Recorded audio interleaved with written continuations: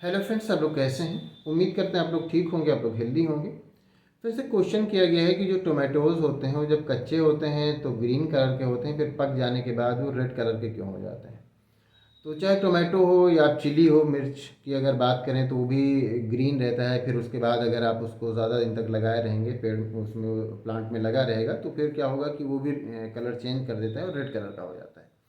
तो जो प्लांट में ग्रीन कलर होता है, ग्रीन कलर के बारे में हम जानते हैं कि ये क्लोरोप्लास्ट की वजह से होता है। और प्लांट में बहुत तरह के पिगमेंट्स होते हैं, उसमें से एक क्लोरोप्लास्ट भी है। क्लोरोप्लास्ट में क्लोरोफिल पाया जाता है, जिसकी वजह से ये जो भी प्लांट में चाहे लीफ हो या उसका स्टेम हो या कोई फ्रूट हो, वो ग्रीन कलर का दिखता है। जो क्लोरोप्लास्ट है वो एक सेल ऑर्गेनेल है और उसके अंदर एक पिगमेंट पाया जाता है जो कि क्लोरोफिल कहलाता है, और क्लोरोफिल की वजह से ही वो ग्रीन दिखता है। और इसके अलावा दूसरे भी प्लास्टिड्स होते हैं, जैसे कि क्रोमोप्लास्ट है, ल्यूकोप्लास्ट है, माइलोप्लास्ट है। तो जो क्रोमोप्लास्ट होता है वो कलरफुल होता है।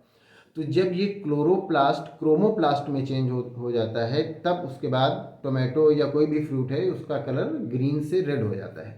तो जो टोमेटो है वो इसीलिए रेड हो जाता है, या जो चिली है वो भी इसीलिए रेड हो जाती है कि उसका उसमें जो क्लोरोप्लास्ट है वो क्रोमोप्लास्ट में चेंज हो गया। ये इंटरचेंजेबल होते हैं।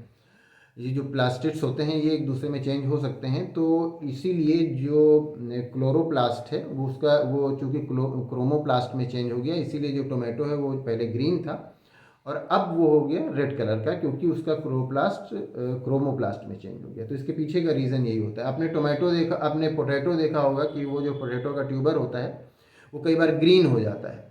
तो वो ग्रीन इसीलिए हो जाता है कि उसकी उसके अंदर का जो एमाइलोप्लास्ट होता है वो क्लोरोप्लास्ट में चेंज हो जाता है, तो इसीलिए वो ग्रीन हो जाता है। तो इसी तरह से जो टोमेटो है उसका जो क्लोरोप्लास्ट है वो क्रोमोप्लास्ट में चेंज हो जाता है, इसलिए वो रेड हो जाता है। तो उम्मीद करते हैं आपको आपके क्वेश्चन का आंसर मिल गया होगा। अगर इसमें किसी तरह का कोई कन्फ्यूज़न है, कोई क्वेश्चन है, तो आप पूछ सकते हैं। Thank you.